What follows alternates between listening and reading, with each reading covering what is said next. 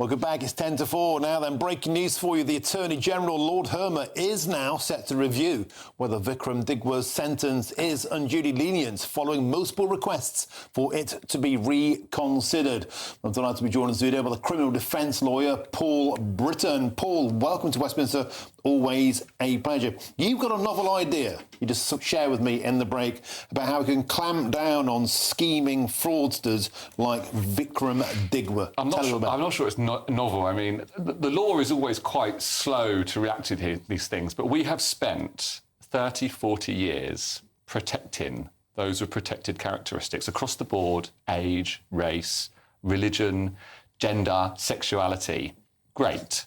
Maybe they needed protection. But what we haven't done is when people use those, let's say, cards or those characteristics to say a reason or justification, and it's found out that they falsely used that card, where's the punishment? What do we say as a society? Oh, so what? Yeah, oh, he made it up. Maybe we should tag to it a punishment, a prison sentence, not just a fine or a suspended sentence, but if you were looking at 5 years for falsely using the law, weaponising the law, weaponising the Equalities Act to bolster and favour your position, should there not be a deterrent? You are now facing 5 years in prison.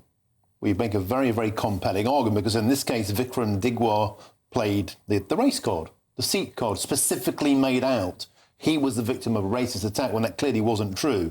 So you're saying in this instance, upon sentencing, that should carry an additional premium? Absolutely, absolutely. And even in cases where they're not found guilty, if there is found that they still used that incorrectly, that's a separate charge.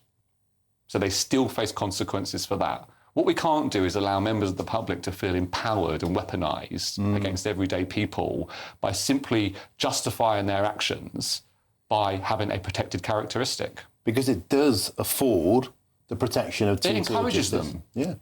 They feel they've got nothing to lose. And unfortunately, these people need to have something to lose. Because just like in all societies, all walks of life, there are good and bad. If we look at Section 139 of the Criminal Justice Act, it is a defence to say that you had one of these knives for religious purposes. I think it's Section 139(5)(a). I say we get rid of it altogether.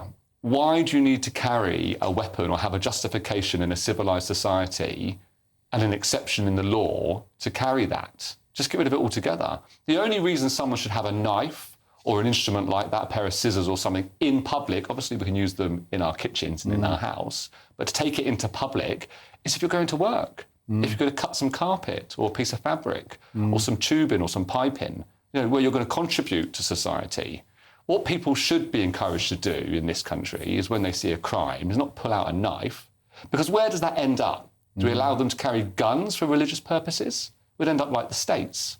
So we should be looking at that part of the law, and the legislature should be passing legislation to protect everyday citizens and encourage them to phone the police, not to draw a weapon, because that's what we do in civilised countries. Well, Britton, you make a very, very compelling point. So, Michael, quick 30 seconds.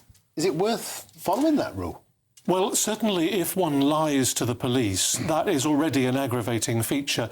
In this case, I believe the judge considered that factor to be an aggravating feature that added to the starting point of the sentence.